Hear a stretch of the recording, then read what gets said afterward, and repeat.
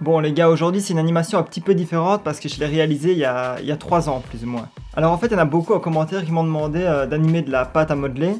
Mais moi ça fait... En fait c'est la première chose que j'ai animée dans l'animation stop motion. Et du coup aujourd'hui je voulais vous présenter la dernière animation que j'ai fait entièrement en pâte à modeler. Et elle dure plus ou moins 30 secondes.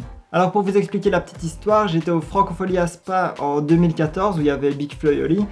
Et à ce moment-là, ils avaient seulement sorti un EP qui s'appelle Le Track, ils n'avaient pas encore d'album. Et par chance, j'avais réussi à les croiser avant le concert dans le festival.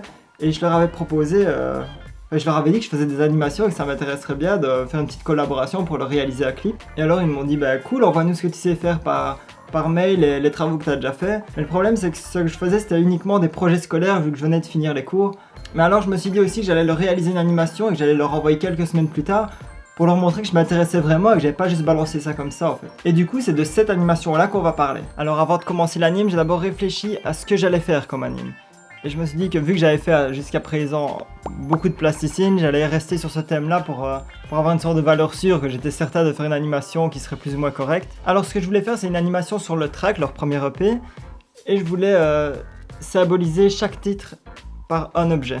Alors pour commencer l'anime, je me suis fait un petit fond blanc que j'ai fait avec un vieux carton blanc en fait, que j'ai courbé et que j'ai collé avec du double face. Alors j'ai voulu jouer essentiellement sur le côté déformation et reformation de la plasticine. Et j'ai eu la bonne ou la mauvaise idée en fait, je sais pas, de faire pratiquement toute l'animation en l'air. Donc ça prend plus de temps à animer et après je dois tout retoucher en post-prod et ça prend encore plus de temps en fait. Et vu que j'avais pour but de le réaliser en clip, je me suis dit que l'animation j'allais la faire en rythme sur une musique. Et en fait sur ce tableau j'avais fait des petites courbes qui correspondaient chaque fois à une basse ou à une autre sonorité de la musique sur laquelle j'avais envie que mon animation soit en rythme. Et si par exemple il y a une basse et puis que 12 images après j'avais noté à nouveau une basse, et bien je me suis arrangé pour qu'il y ait un impact dans l'animation à ce moment-là et à ce moment-là. Alors je vais vous montrer les quelques premières photos de l'animation, celles sans correction et avec correction pour que vous voyez la différence.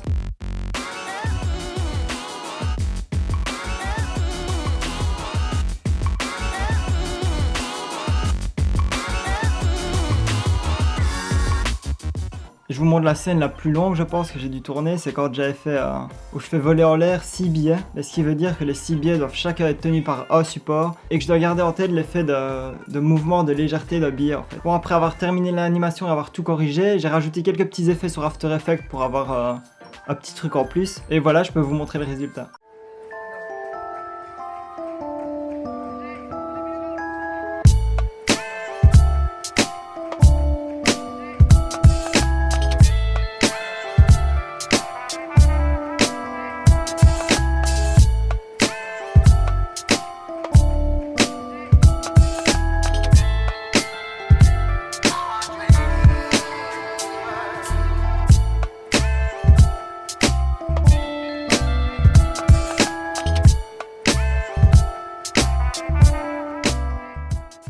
Alors j'espère que l'animation vous a plu. Alors ce que je vous propose c'est de vous mettre en fin de vidéo l'animation mais sans aucune correction, donc avec tous les supports.